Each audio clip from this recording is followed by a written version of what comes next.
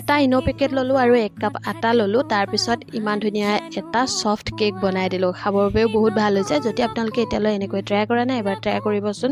একেবাৰে ইজি হয়।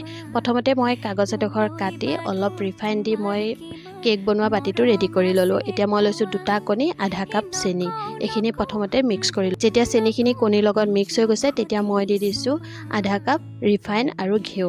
ঘিউ নিদিলেও হয়, মই অলপ খাব ভাল লাগিবৰ বাবে ঘিউ দি দিছোঁ।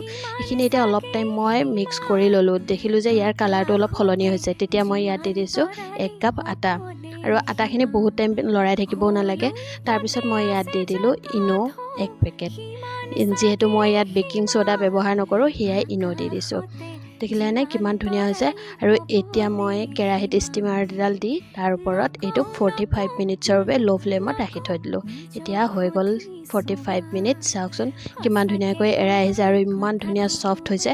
যদি আটা দি এনেকৈ কেক বনোৱা নাই তেনেহ'লে এবাৰ ট্ৰাই কৰি চাব, বহুত ধুনীয়া হয়। আৰু মোৰ ওচৰত ড্ৰাই ফ্ৰুটছ নাই, এনেকৈ বনাই খাই দিলোঁ।